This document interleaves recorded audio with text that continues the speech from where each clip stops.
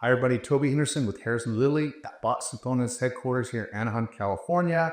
Today, we're going to talk about forks. So one of our primary products in this company has been forks. That we're kind of known for, all our number plates, some other things that we do. But there's been a long history of forks, and we have a new one now, right? It's a new X6. So we're going to talk a little bit today about the history of the fork, where they came from, how we got to where we're at, and how the advantages of the newer stuff, as we start to learn, become even more desirable because of the technology that we're learning as we go, and kind of share that with you guys today. So anyway, so first, our original forks, right? We started off with the chromoly steer tube. It was, if you go back to the history I have developing this stuff, way back when, there was chromoly forks only. And when we started doing carbon fiber forks, none of the pros wanted to do it. They just were very concerned. So we put chromoly steer tubes in all of our forks to kind of reduce chances of failure at this area.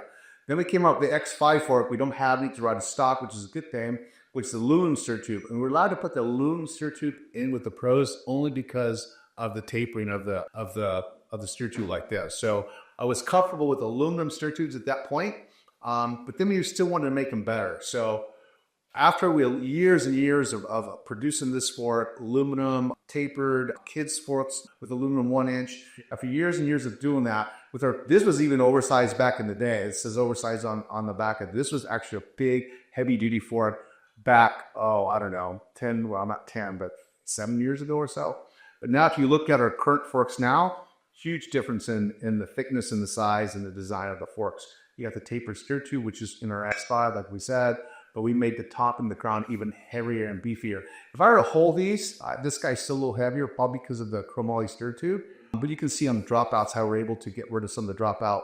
Even though they're both 32 millimeter trail, we're able to get a lot of that dropout weight out of it and really design the fork to be much more robust and much more launch oriented. We still have the hips, which we think provide something. These are a much smaller hip, and this is a much bigger, more pronounced hip in it. But anyway, I'm gonna let Harrison talk about why we went to titanium and versus aluminum and some of the stuff. But this is kind of the history of it.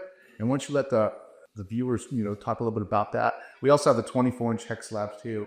Real quickly, on Hex Lab is our top tier stuff, and box 1 is below that, and then goes box 2, box 3, all the way down to box 5. And you can kind of see that tier history in our technologies page, or you can kind of see it throughout the line. But Hex Lab meat is the best. We don't feel that there's anything better we can do with this, and that's why you see these titanium forks on Hex Lab. But anyway, go ahead. Yeah, that's pretty good background on the project. Well, I'm good, yeah, but the technology of it. Yeah. So our Hex Lab fork, whenever we do something Hex Lab, it's a new material. It's a ultra light, ultra strong product. We're aiming for the top of the top. So we want to do something special because we know our X5 fork is so good. It's won at everywhere. Every single race is, not every race, but so you won a lot of championships. Yeah. So we wanted to do something different, and our titanium bars really started to take off. Pros really started to like the feel of them, and we wanted to find more ways we can use titanium in the brand. And this became one of the options. And we went to our partners and we started talking about it, and then we got here, and it's kind of changed between the bars and this fork. We've kind of changed the front end of people's bikes. Yes. Again, we didn't really think we would after the X5 fork. We thought a refresh in the forks would be nice, and we thought we'd try to do a few things and make them a little bit stiffer, make them a little bit stronger, right? Keep the weight out of it. And then we got here, and it made a much bigger difference than we expected when we started testing it. Yeah, so the idea of the titanium steer tube kind of came up just arbitrarily, and let's get that a shot. We knew it was going to be a very expensive process to do, but it gives us this feel or strength of the chromoly. Yeah. But more lighter version, more like the alloy steer tube. So it's a little bit in between. Titanium is inherently a little bit heavier than alloy, but way stronger. And anyway, but the feeling the guys are getting out of this, I think that that's what they're really like, especially with the handlebars, is a little bit compliant versus chromoly handlebar or chromoly steer tube. So the compliance, I think, is a big deal. And of course, the reduction of weight is huge without going to an alloy tube, which is going to be stiffer if you go to alloy handlebar, alloy. Yeah, we never had an aluminum pro bar. No, that was an RC you would get into. So we didn't want to go backwards with our forks either. We wanted to keep the weight down. So we didn't want to go to chromoly just for the extra stiffness and strength. We wanted to stick with either alloy or something better, and found titanium, where you get this nice combination of both those materials. Right. And you get, like you said, the added compliance. So you get a better feel on the front end when you're cornering, when you're pulling up on the bars, when you're kind of, I mean, in BMX, you're doing everything. Well, if you corner like Drew Polk, you want that. Yeah. So that's what he's known for, right? So he's making his bike corner really hard. He's really using the front end to make those corners. So it's important on the front of your bike to have that technology, I think. So yeah. So this is the first in the line. The X2 is part of our old line that has our X5, our XL, XE, XS. XS, yes, yeah. That's all of those. So we're seeing more of these to come soon. And yeah, all of them you want to install with our stem lock. They're all included with it. It just helps hold together that front end. Again, you're looking for every little bit of added strength and advantage you can in the sport. Right. And the last thing you need is a star nut that gets a little loose or... Yeah, star nuts are just people try to pound the star nuts out. Yeah, steer tubes. This juncture here is, I won't say fragile, but you should take care of the way this is built.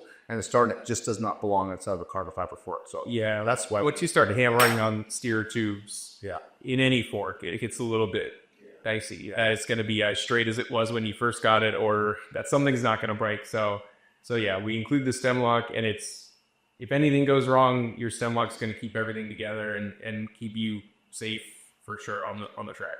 If you go back 20 years, just for the history, you'll see a lot of pros bikes still with chromoly forks.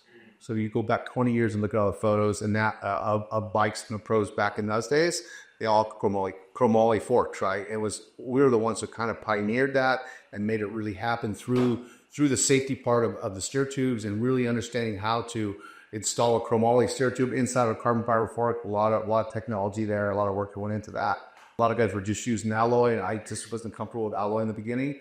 But now we do it because we have the taper stuff. But yeah, so there's a lot of work that went into this, but it's just kind of funny to go back and see 20 years ago, chromoly forks being just the norm.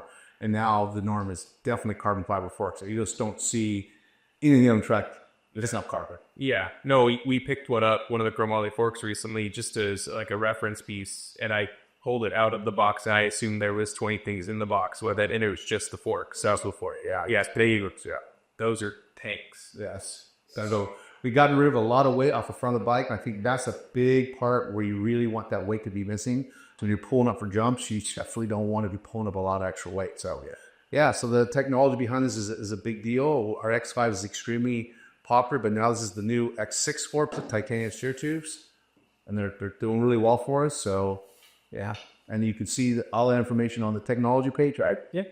Yeah, we've got our white papers out there so you can see all the differences, so you can compare weights, you can and kind of see the materials. We try to be transparent where we can be and give you some insight to the forks. And if you guys have any questions, we're more than happy to answer them.